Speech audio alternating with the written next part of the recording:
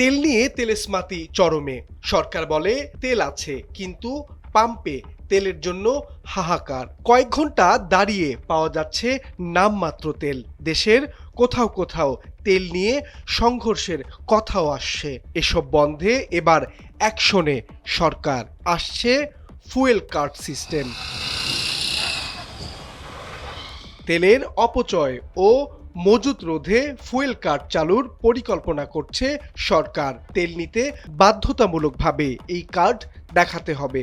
সেই কার্ডে লেখা থাকবে ওই গ্রাহক কোন দিন কোন পাম্প থেকে কত লিটার তেল ক্রয় করেছেন। আমরা তো মেঘনা পেট্রোলিয়ামে চাকরি করি, আমাদের ডিপোগুলোর খবর মোটামুটি কিছুটা হলেও আমাদের ধারণা আছে। আমাদের ডিপোগুলোতে তেল স্বাভাবিক পরিমাণে রিজার্ভ আছে। ফুয়েল কার্ডের যে খবরটা আপনি বলছেন, এই ধরনের কোনো নিউজ আমাদের কাছে এখনো আসেনি। তবে ফুয়েল কার্ড করলে গভর্নমেন্ট যদি ওই ধরনের স্টেপ নেয় তাহলে হয়তো ভালোই হবে।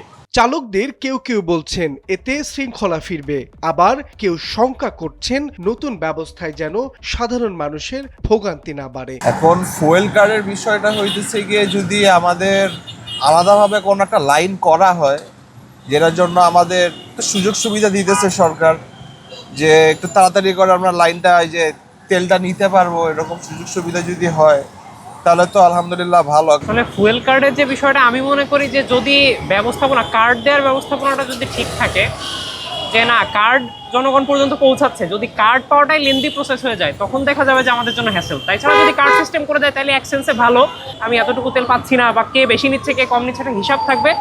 বাট কার্ডটা যদি ঠিকভাবে জনগণ পর্যন্ত পৌঁছায়, ওইটাই হচ্ছে দেখার বিষয় যে ওটা সরকার কিভাবে হ্যান্ডেল করে। অবশ্যই সরকার যদি এই ধরনের উদ্যোগ নেয় তো এটা বেটার। কিসের জন্য?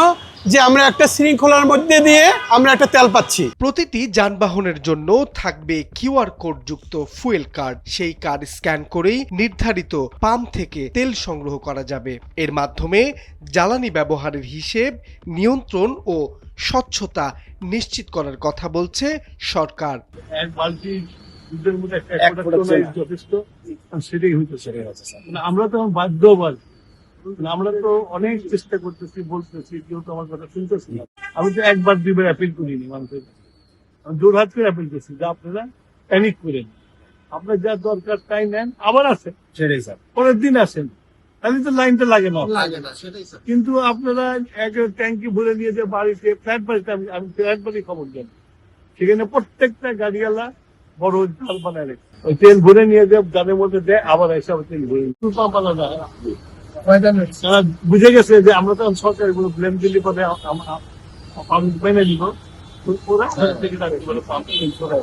বিশেষজ্ঞদের মতে জ্বালানি পাচার ও কালোবাজারি বন্ধে কঠোর নজরদারি জরুরি, নইলে তেল নিয়ে বিশৃঙ্খলা আরো বাড়বে।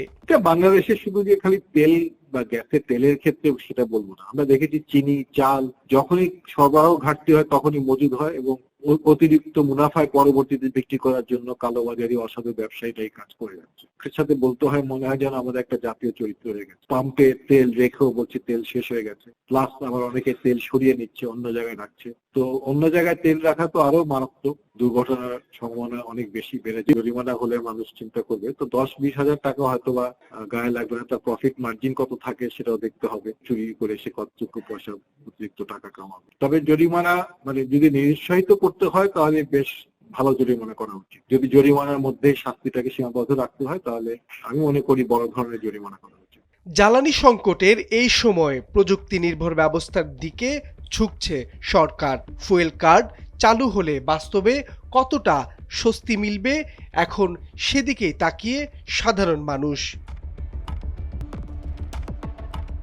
মাহবুব আলম শ্রাবণ, সময়ের আলো, ঢাকা।